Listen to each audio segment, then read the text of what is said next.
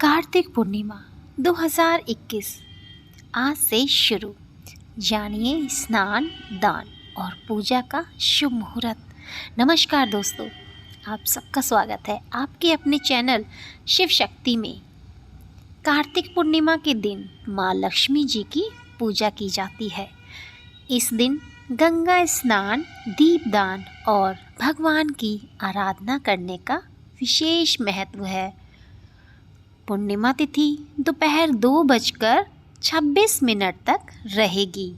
उसके बाद मार्गशीर्ष कृष्ण पक्ष की प्रतिपदा तिथि लग जाएगी।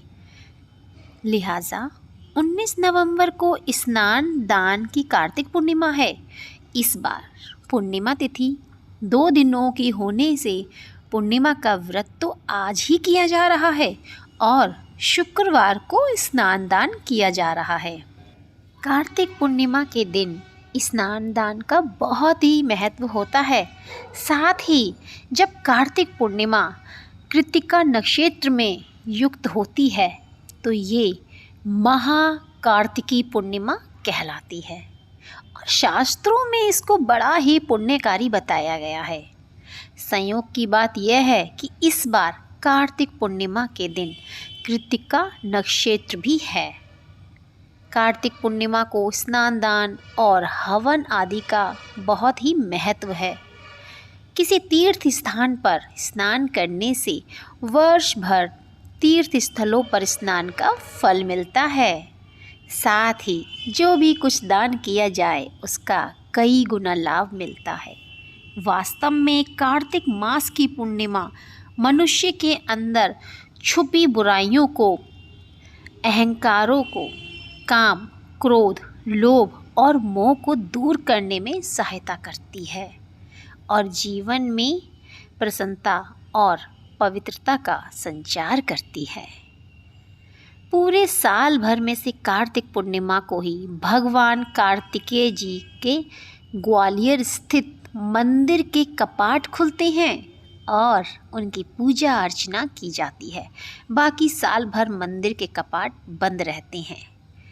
पौराणिक तथ्यों के आधार पर एक बार कार्तिकेय जी के द्वारा उनके दर्शन न किए जाने के श्राप से परेशान माँ पार्वती और शिव जी ने कार्तिकेय जी को प्रार्थना की और कहा कि वर्ष भर में कोई एक दिन तो होगा जब आपका दर्शन पूजन किया जा सके।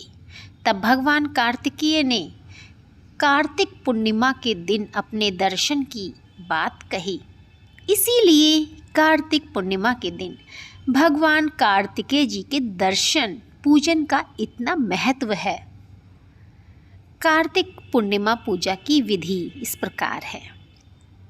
इस दिन ब्रह्म मुहूर्त में उठकर सभी कामों में निरत होकर गंगा स्नान या घर पर स्नान कर लें। इसके बाद भगवान विष्णु और भगवान शिव की पूजा करें। स्नान करने के बाद हाथ में कुश लें और दान देते हुए संकल्प लें। इससे आपको पूरा लाभ मिलेगा। इस दिन व्रत रखें। अगर आप व्रत नहीं रख सकते हैं तो कोई बात नहीं, एक समय आप व्रत रख लीजिएगा। इसके बाद श्री सूक्त और लक्ष्मी स्रोत का पाठ करते हुए हवन करें। इससे महालक्ष्मी प्रसन्न होंगी। रात को विधि विधान के साथ भगवान विष्णु और माता लक्ष्मी की पूजा अर्चना करें। उसके बाद सत्यनारायण की कथा सुने या फिर पढ़ें। भगवान विष्णु और माँ लक्ष्मी की आरती उतारने के बाद चंद्रमा को अर्घ्य दें। तो चलिए अब हम आपको कार्तिक पूर्णिमा की कथा सुनाने जा रहे हैं। पौराणिक कथा के अनुसार, माफ़ी चाहती हूँ कथा सुनाते समय बाहर बैकग्राउंड में बहुत ही शोर होता है, उसके लिए आपसे मैं हाथ जोड़ के माफ़ी चाह रही हूँ। तो हम कथा सुनाएंगे इस समय। पौराणिक कथा के अनुसार तारकासुर नाम का एक राक्षस था। उसके 3 पुत्र थे, तारकश, कमलाक्ष और विदुन्माली। भगवान शिव के बड़े पुत्र कार्तिक ने तारकासुर का वध किया। अपने पिता की हत्या की खबर सुन तीनों पुत्र बहुत दुखी हुए।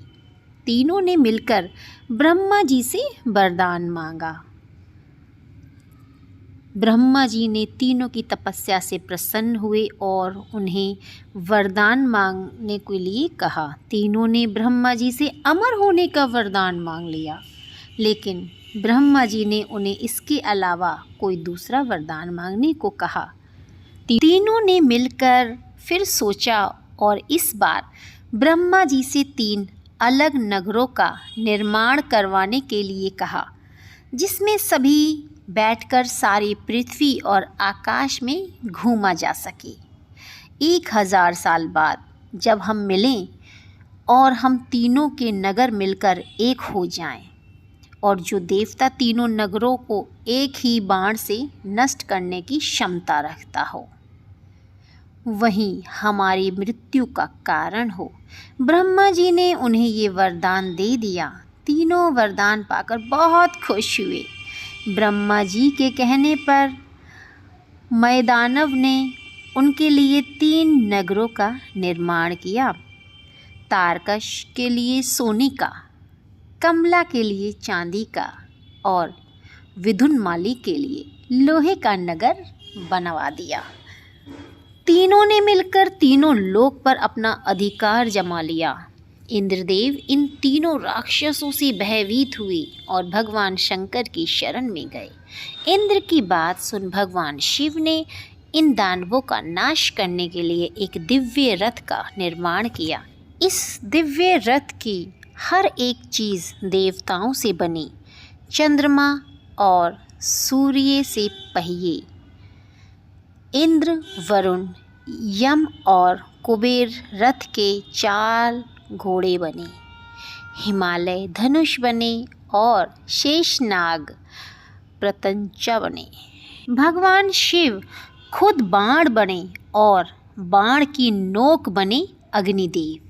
इस दिव्य रथ पर सवार हुए खुद भगवान शिव। भगवान से बने इस रथ और तीनों भाइयों के बीच भयानक युद्ध हुआ।